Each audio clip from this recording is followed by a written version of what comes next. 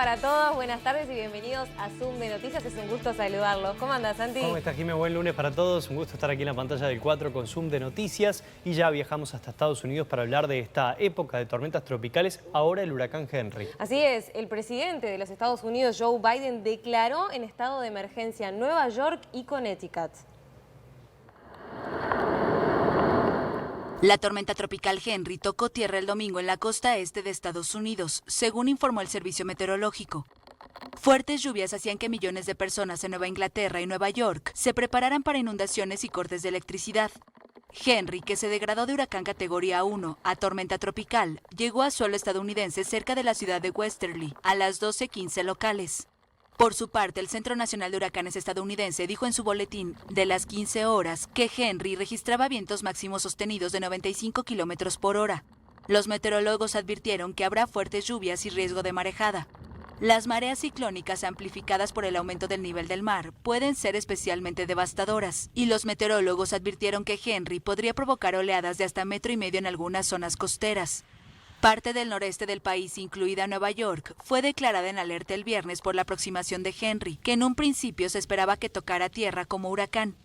En Long Island, algunos residentes se apresuran a ir a negocios para abastecerse de agua y otros suministros, pero las carreteras estaban en general tranquilas, ya que los residentes se preparaban para pasar la tormenta en casa.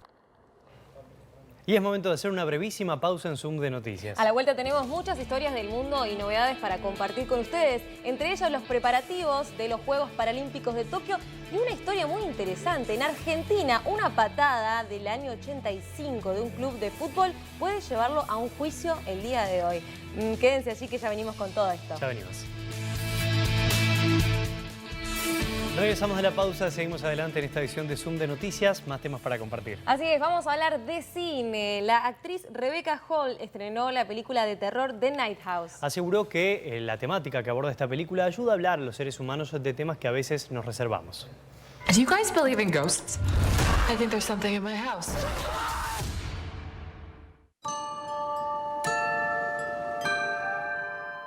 El terror puede manejar cosas de las que nos cuesta hablar. Esa es una de las conclusiones de la actriz Rebecca Hall, luego de protagonizar la película The Night House, en la que aborda dilemas existenciales desde los códigos del cine de terror. Siempre estamos enfrentándonos con todo eso, pero los grandes temas existenciales como la vida y la muerte, la ausencia, la pérdida, ¿cómo lidiamos cuando de repente no hay nada? Todo eso es muy difícil de articular. You were right. There is nothing. Nothing is after you. You're safe now. La premisa de esta película es bastante sencilla. Beth se encuentra destrozada tras el suicidio de su esposo. Ahí comienza un retorcido laberinto y juego de espejos, ya que ella, que sigue viviendo en la casa al borde del lago que ideó su marido, comienza a sentir una fantasmal presencia por las noches que le hace replantearse su vida y dudar de sus convicciones más sagradas. Por eso pienso que las películas de terror y de género funcionan y son necesarias. A menudo pueden manejar cosas de las que nos cuesta hablar o que nos cuesta superar. Lo cierto es que el luto, el dolor y la ausencia se infiltran de manera perturbadora en esta sofisticada y cautivadora película.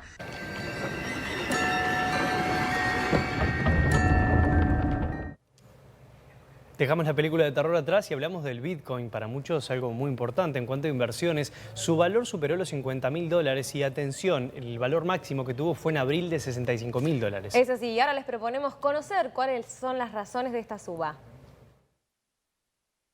La cotización del Bitcoin superó el lunes los $50.000, su nivel más alto desde mayo. En ese mes había comenzado a depreciarse por una serie de temas como el control chino sobre las criptomonedas y la decisión de Elon Musk, jefe de Tesla, de dejar de aceptarla por el impacto ambiental de la minería de estas divisas. No obstante, el gigante de los vehículos eléctricos señaló luego su apoyo al Bitcoin, mientras otros inversionistas de alto perfil, como el fundador de Twitter Jack Dorsey, también expresaron interés. Su cotización se ve impulsada ahora por un anuncio del gigante de pagos en línea PayPal, que extendió su servicio de compra y venta de criptomonedas al Reino Unido.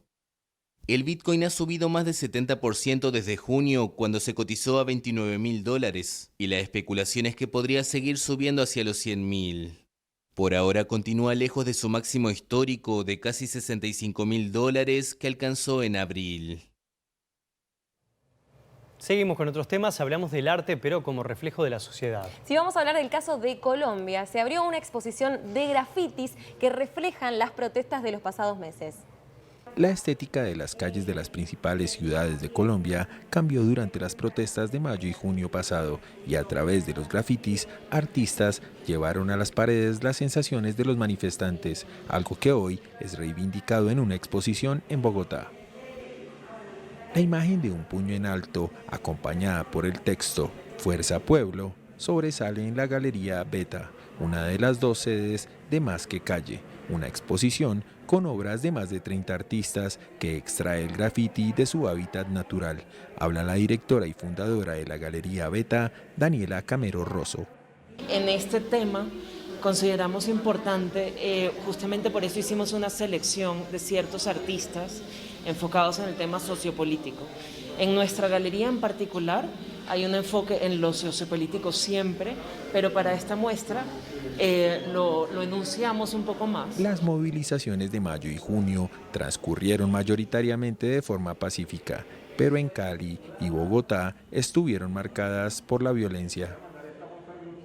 La Fiscalía ha documentado más de una veintena de muertes en los 50 días de protestas, pero diversas organizaciones de derechos humanos elevan esa cifra a 84, al menos 20 por disparos de la policía. Habla María Rodríguez, una de las curadoras de la exposición y miembro del colectivo Bogotart. El graffiti siempre ha estado presente en Colombia y especialmente en ciudades como Medellín y Bogotá. Sin embargo, a raíz del paro nacional, el graffiti hizo como una implosión interna también por las pintadas en el piso. Entonces el hecho de hacer esta exposición en este momento es darle una visibilidad a lo que antes no lo tenía, pero siempre estaba sucediendo. Todo esto propició que las calles se llenaran de nuevos grafitis que reivindican las luchas sociales de los manifestantes e incluso llevó a que se hicieran pintadas sobre el asfalto, que aún persisten en las ciudades como una nueva forma que le dio además una mayor visibilidad a los artistas que se dedican al arte callejero y que claman principalmente contra la brutalidad policial. Y seguimos hablando de arte, pero en este caso de las artes escénicas. En Estados Unidos, un centro educativo apostó a mostrar a los estudiantes una obra de teatro para combatir la desinformación sobre las vacunas. Viajamos hasta ese país para conocer los detalles. Combatir al COVID-19 con información sobre las vacunas. Esa es la misión del Capitán Empatía, un superhéroe que destruye al malvado coronavirus en una obra de teatro presentada por el Centro Educativo de Salud El Sol, en la ciudad estadounidense de San Bernardino, California. En este momento, hasta ahora, hay muchas personas que no quieren, se resisten a la vacuna por miedos que les han dado, por rumores que han habido, de que un chip, de que no saben qué está ahí en la vacuna, de que no ha pasado bastante tiempo para mirar bien y educarse bien sobre la vacuna. En la puesta en escena, médicos lamentan el aumento de las hospitalizaciones, en su mayoría jóvenes sin vacunarse, mientras el villano coronavirus difunde mentiras sobre los efectos de la vacunación para ampliar su dominio. El Capitán Empatía desarma a coronavirus al convencer a 2 jóvenes de inmunizarse. Yo ya supe que como todos están vacunados, todos están bien, se miran bien. Digo, well, why not, hasta últimamente me decidí, A pesar de que la vacunación es gratuita y está ampliamente disponible en Estados Unidos, solo el 51% de la población está totalmente inmunizada contra el COVID-19. Los adultos de más de 65 años son los que registran la tasa más alta de vacunación. Y hagamos una recorrida por la frontera de México y Estados Unidos, Texas. Sí, vamos a conocer la historia de latinos que quieren cruzar al país americano.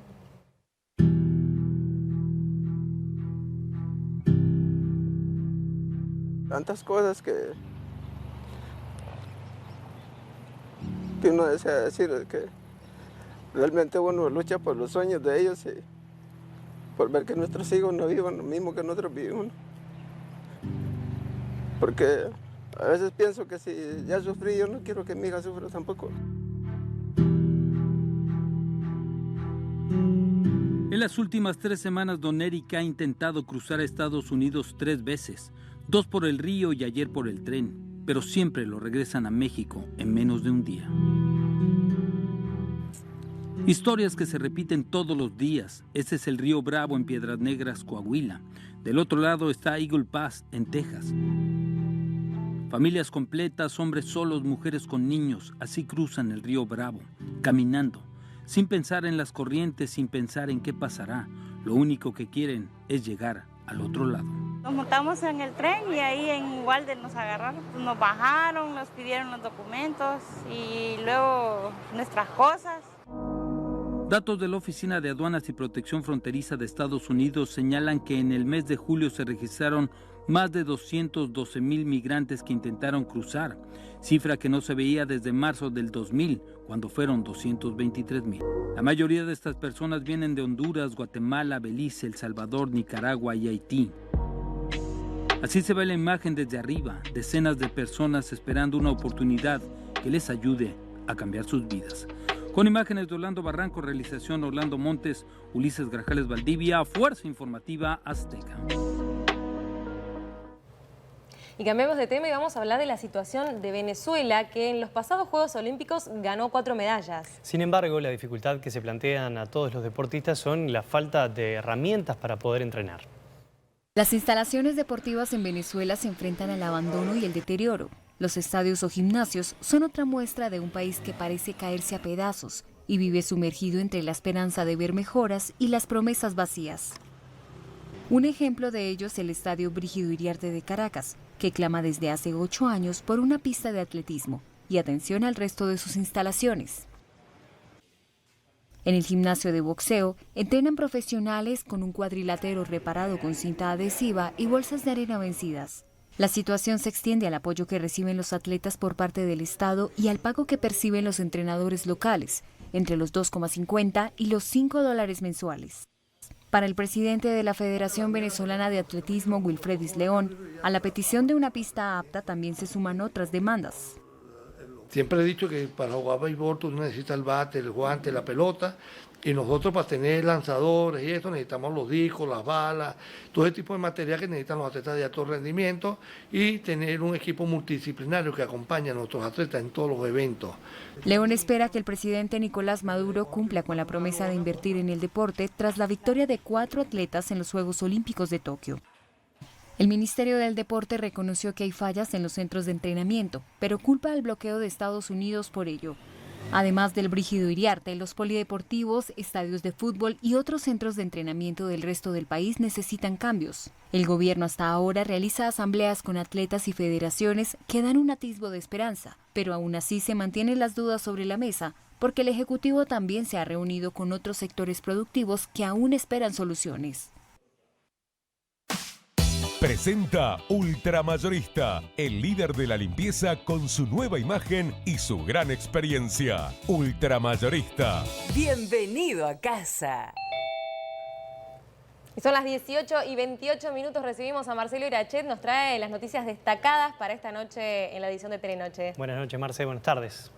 ¿Qué tal? ¿Cómo les va? Muy buenas tardes para todos. Lo principal de Telenoche hoy, en la noticia política de estos últimos días, finalmente hay ya ministro de Turismo, es Tabaré Viera, como se había venido manejando en estas últimas horas, el ex intendente de Rivera y actual senador del Partido Colorado, seguramente asumirán las próximas horas, mantendrán sus cargos al subsecretario de la cartera y al nuevo director nacional.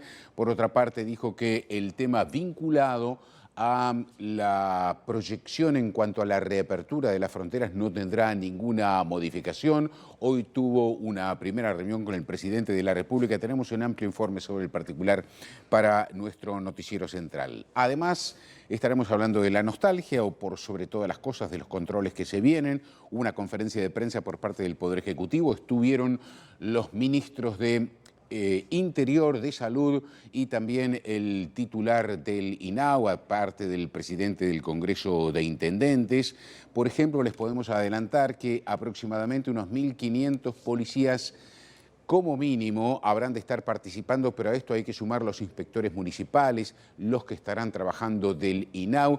es estricto el cumplimiento de que se habilitan las fiestas que están autorizadas. Habrá intervención de la policía si es necesario en las reuniones que no lo estén. Los detalles que se conocieron hoy ampliatorios acerca de esta tragedia en la Sierra de las Ánimas. En la presente jornada, personal de la Fuerza Aérea y también de bomberos comenzaron con las tareas de rescatar los cuerpos de estos dos jóvenes de nacionalidad argentina que se estrellaron en la tarde de la víspera, en el mediodía, en ese punto, prácticamente a 35 kilómetros de llegar a su destino, que era el aeropuerto de Laguna del Sauce. Ahora se abrió una investigación para ver qué fue efectivamente lo que ocurrió, lo que provocó este fatal accidente. Hay un anuncio del ministro del Interior respecto al tema de los extranjeros que se encuentran en nuestro país y que eventualmente se encuentren vinculados a delitos.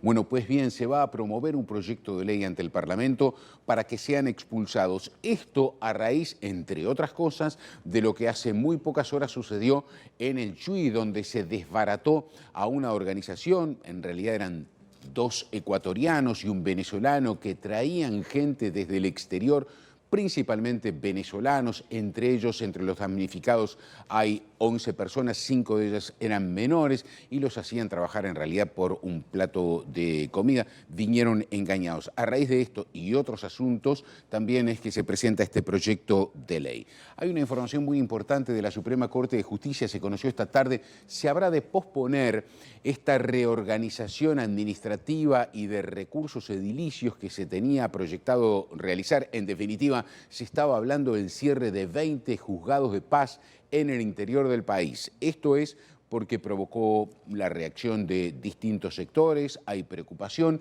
y se pospone en función de una serie de negociaciones que se abren ahora con el Poder Ejecutivo y con el Parlamento. ¿Para qué? Para tratar de obtener mayores recursos y mantener esos juzgados abiertos. Por otra parte, estaremos también mostrándoles las imágenes de esta extensa pero bonita y alegre caminata que realizaron hoy los integrantes del plantel de Plaza Colonia, que cumplieron así la promesa de ir desde la capital hasta Juan Lacase, aproximadamente 47 kilómetros, hasta la casa del Cebolla Rodríguez, bueno, con el pabellón nacional, escuchando música, y metieron pata, ¿eh? Los Pata Blanca metieron pata.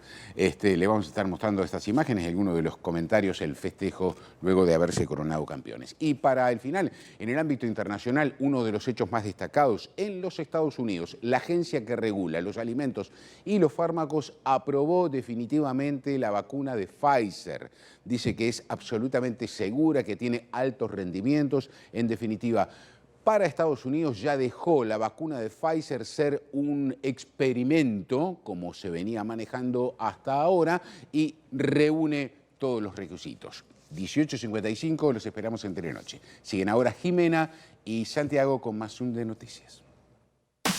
Presentó Ultramayorista, el líder de la limpieza con su nueva imagen y su gran experiencia. Ultramayorista. Bienvenido a casa. Le agradecemos a Marcelo, seguimos con otros temas. Hubo cambio de guardia en el Palacio de Buckingham. Sí, y es la primera vez que se realiza esta ceremonia desde el inicio de la pandemia. Viajamos hasta allí para ver cómo fue.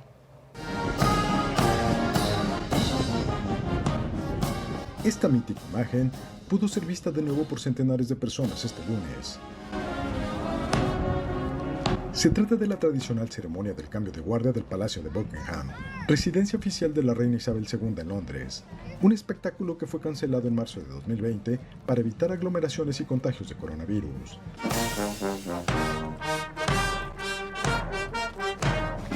De esta forma, la esperada ceremonia regresó para rendir homenaje a los logros del equipo de Gran Bretaña en los Juegos Olímpicos de Tokio.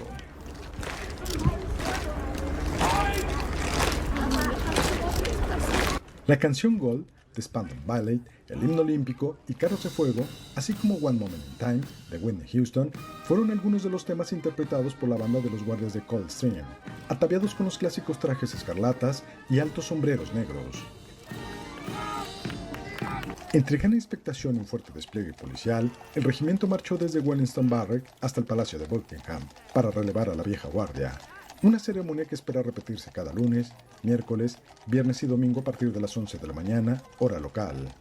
La reina Isabel II, de retiro vacacional en el castillo de Balmoral, Escocia, no estuvo presente en el primer cambio de guardia de Buckingham tras 16 meses de pandemia, ni tampoco asistió al regreso de la ceremonia en el castillo de Windsor en julio.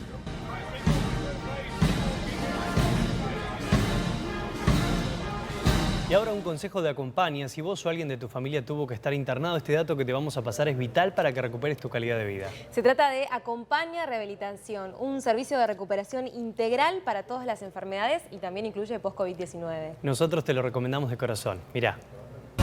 ¿Cuánto hay en ese gesto? Cuidar a tu familia seguro está en él. Como esta recomendación profesional de Acompaña. Sigamos cuidándonos.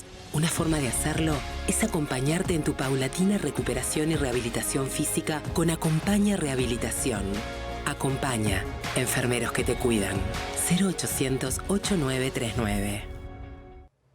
Es momento de viajar a Grecia porque allí, con motivo de la última luna llena del verano europeo, se organizó un plan para visitar 120 sitios arqueológicos. Y con esto se logró recuperar gran parte del turismo que se había perdido por la pandemia. Una multitud se congregó en la noche del domingo para admirar la luna llena que iluminaba la Acrópolis de Atenas. Participaban de un plan del gobierno para visitar 120 sitios arqueológicos y museos del país de forma gratuita, con motivo del último plenilunio del verano. Estar en la Acrópolis en este momento siempre es agradable, pero hoy por la luna llena es mucho mejor. Vinimos por la luna llena, hay mucha gente y me imagino que van a disfrutarlo mientras el museo esté abierto. Hubo además conciertos, representaciones teatrales, poesía, danza, exposiciones y observaciones astronómicas. Luego de la catastrófica temporada turística de 2020 por la pandemia, Grecia recuperó este año en torno al 70% de sus turistas. El sector es clave para la economía griega, ya que representa más del 20% del Producto Interno Bruto. Según el Ministerio de Cultura, el evento buscaba que la luz de la luna venza a la sombra de la pandemia. Y mañana es un día importante, comienzan los Juegos Paralímpicos de Tokio. Vamos a hacer un recorrido por esta ciudad para ver qué tan accesible es.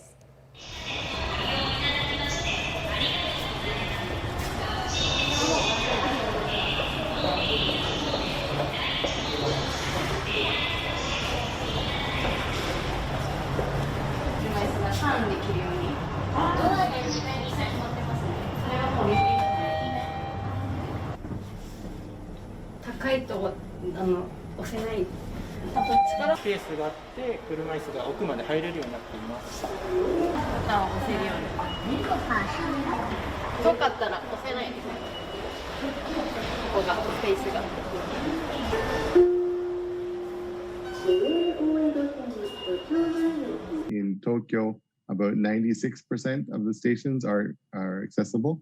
And that's, I think, to go from when I first came back in 2000 to maybe, it was only maybe 30%, to come to now where it's almost over 96% or 97%.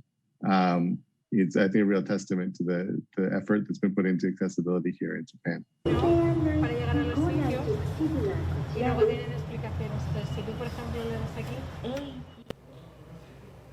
Nos vamos hasta Argentina, ¿verdad? Viajamos hasta Argentina para hablar de una situación que se ha agravado por la pandemia de COVID-19. Sí, se realizó un colchonazo en Plaza de Mayo como protestas por las personas en situación de calle.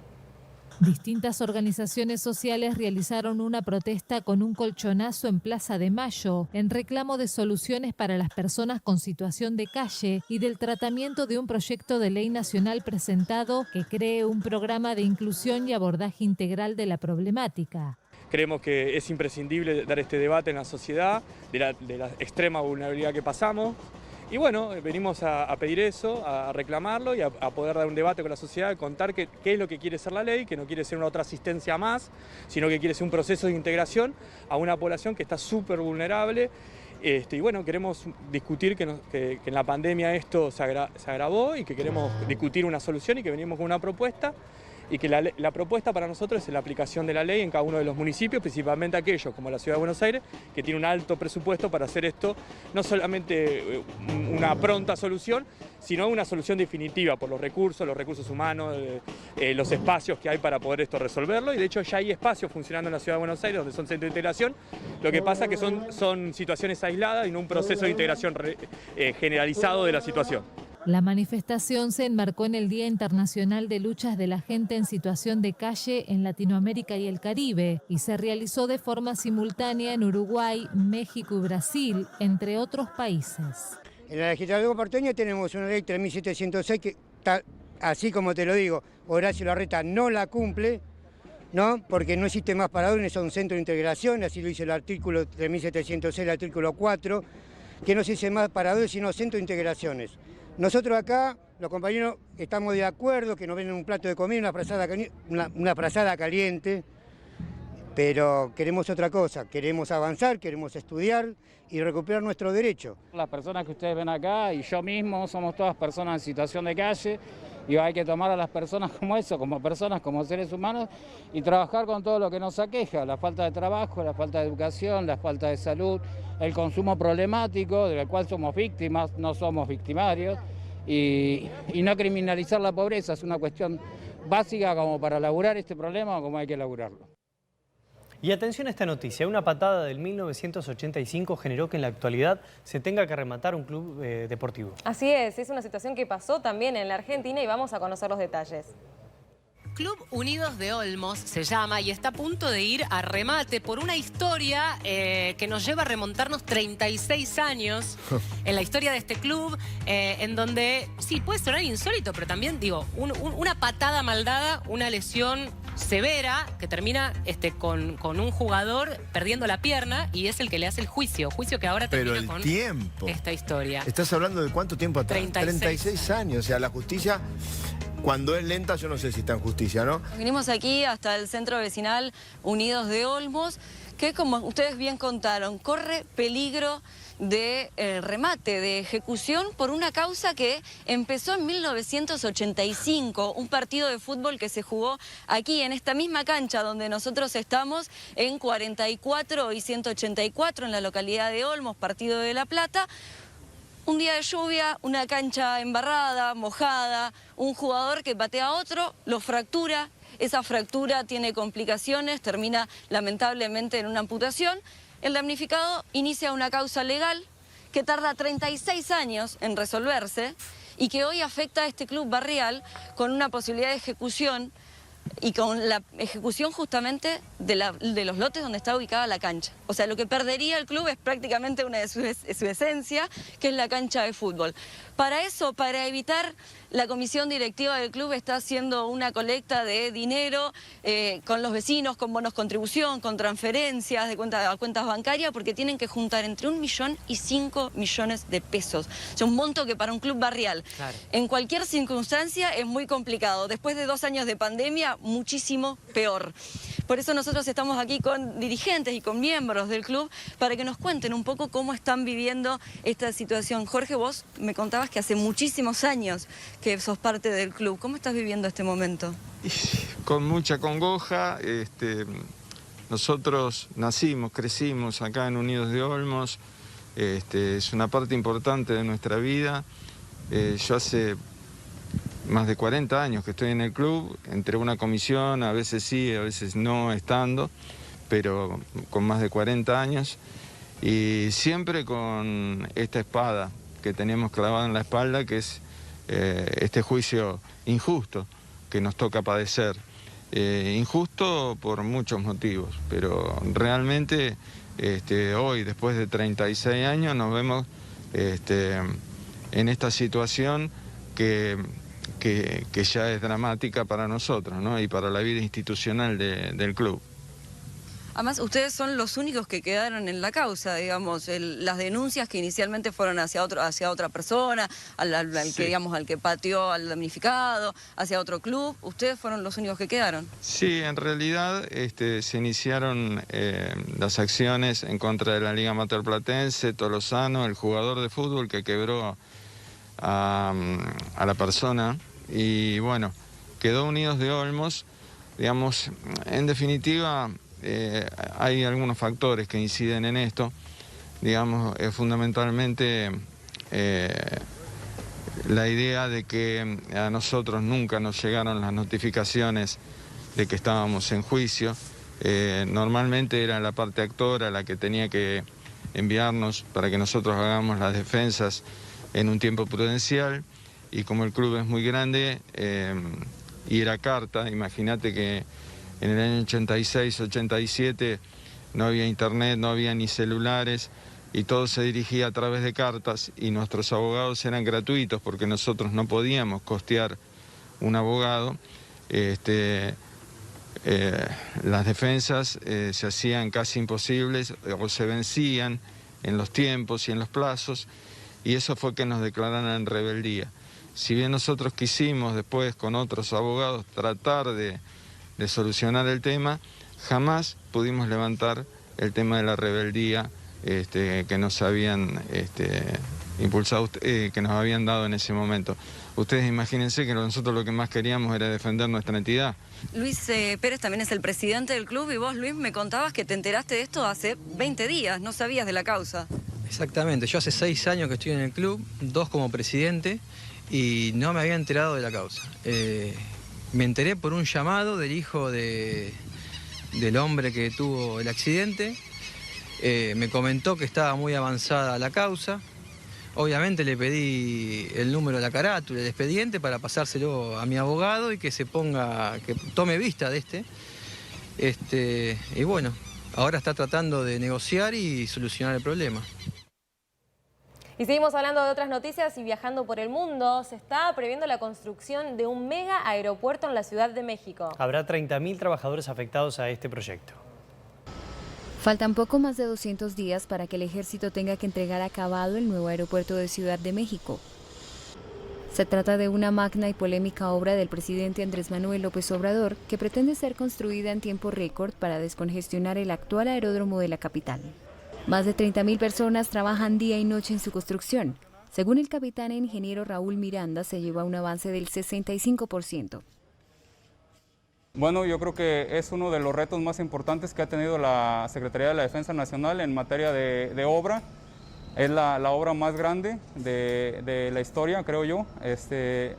Y pues claro, es para nosotros una orden que tenemos que cumplir. El futuro aeropuerto, que lleva el nombre de Felipe Ángeles, general de la Revolución Mexicana, contará en su primera etapa con 2 pistas y una capacidad para 19,5 millones de pasajeros al año. Bueno, el aeropuerto va a ser la puerta de entrada a México y nosotros queremos ofrecerle al pasajero una experiencia de lo que es nuestra identidad como cultura, como mexicanos, nuestras fiestas, nuestra historia. El futuro aeropuerto quiere deslumbrar de mexicanidad a los pasajeros, que al aterrizar encontrarán una réplica de la Piedra del Sol azteca, locales de estilo colonial e incluso baños temáticos de mariachi y lucha libre. Será también un aeropuerto del primer mundo con las últimas tecnologías, salas de congresos y eficiencia energética. El proyecto, sin embargo, ha levantado suspicacias por su lejanía, puesto que se está levantando a casi 50 kilómetros del centro de la capital. Para los críticos supone también un nuevo paso hacia la militarización del país, pues igual que en muchas otras áreas, López Obrador ha entregado al ejército su construcción y administración. Sin embargo, para el presidente, las disciplinadas cadenas de mando de los militares son garantía de que el proyecto terminará a tiempo sin pasarse del presupuesto de unos 3.645 millones de dólares. Volvemos a hablar de espectáculos y les contamos que la actriz Maggie Q, que quizá la recuerden por ser la protagonista de la serie Nikita de hace algunos años, vuelve al cine de acción. Y además la actriz en esta película tiene 2 guardaespaldas muy importantes, muy destacados. Vamos a conocerlos. Interpretando a Ana, una letal asesina a sueldo cuya vida se desmorona cuando pierde a su único protector y amigo Moody, Maggie G, la recordada estrella de la serie Nikita, regresa al cine de acción con The Prodigy, cinta que se estrena este fin de semana en Estados Unidos. En entrevista con EFE, la actriz resalta el vínculo afectivo de su personaje con el de Samuel Jackson, cuyo crimen desata toda la trama del filme. Su vida es en realidad una mentira. La única existencia que vive ella y que es verdadera es la que vive con él. Es una persona que la conoce de cabo a rabo. Todos perdemos a personas y es devastador. Pero cuando solo tienes a una persona, esa pérdida es muy extrema. Maggie Q resumió cómo fue regresar al cine de acción con una cinta repleta de exigentes escenas de peleas y violencia. Así le fue inevitable evocar el pasado. Mi reacción inicial fue, oh, yo puedo hacer esto. Y luego, cuando entré en el proceso de ensayos, tuve ese momento de, oh, Dios mío, me estoy zambullendo en esto de nuevo. Y ya no soy tan joven como cuando hacía Nikita.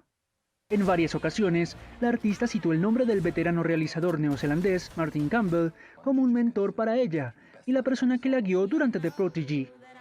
Exaltó su perfeccionismo y reveló que suele llegar 3 o 4 horas antes de lo previsto al set para repasar cada uno de los detalles del rodaje. Viajamos hasta España, que está atravesando su quinta ola por la pandemia de COVID-19. Sí, la variante Delta está afectando a los niños. Vamos a ver el caso de las Islas Canarias. La variante Delta ha afectado especialmente a los niños en esta quinta ola.